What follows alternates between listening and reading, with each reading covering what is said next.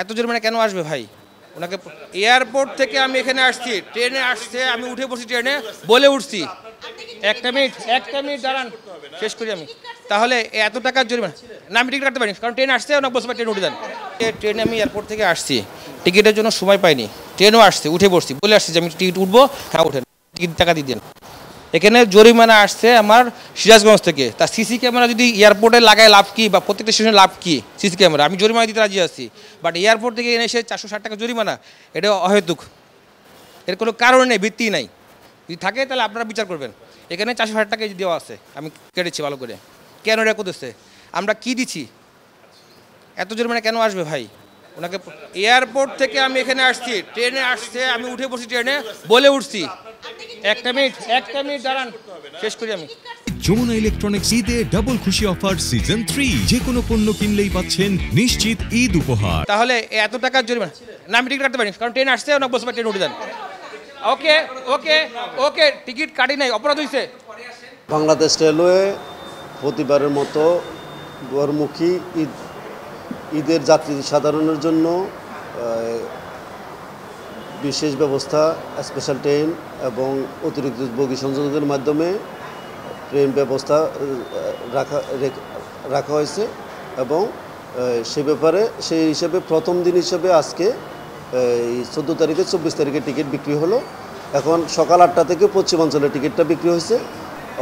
এখন আমাদের পশ্চিমাঞ্চলের টিকিট বিক্রি ক্যাপাসিটি 15,773 আসনের বিপরীতে বিক্রি হচ্ছে।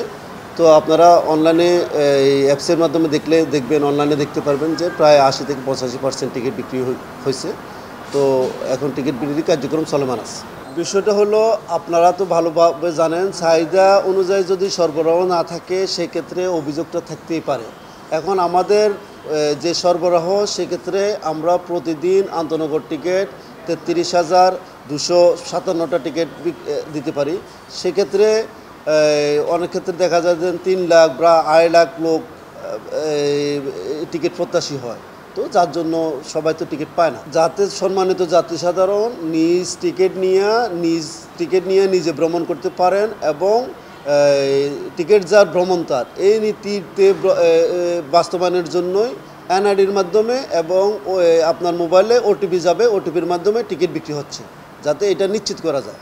তো এইটা যদি নিশ্চিত করা যায় বা আমরা নিশ্চিত করার চেষ্টা করতেছি, সেটা পরিপূর্ণ সফল হলে পুরোপুরি যাত্রী সাধারণ এটার সফল ভোগ করবেন।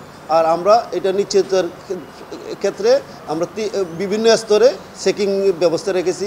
গেটে 2 স্তরে 3 স্তরে চেকিং ব্যবস্থা আছে, এরপর ট্রেনে আছে এবং আমাদের বিশেষ অভিযান হয়। আমাদের কর্মকর্তাদের নেতৃত্বে বিশেষ অভিযান পরিচালিত হয় এবং ডেস্টিনেশনে গন্তব্যে যাওয়ার পর সেখানে চেকিং কার্যক্রম হয়। তো এইভাবে আমরা যাতে টিকিট যার ভ্রমণ তার এই নীতি বাস্তবায়ন হয় সে ব্যবস্থা নিচ্ছি। একজনের আইডিতে অন্যজন ভ্রমণ করেন, তিনি বিনা টিকিট হিসাবে বা পরিগণিত হবেন এবং সেক্ষেত্রে ভাড়া এবং জরিমানার ওনার বিরুদ্ধে জরিমানার বিধান আছে এবং ভাড়া এবং জরিমানা আদায় করা হবে।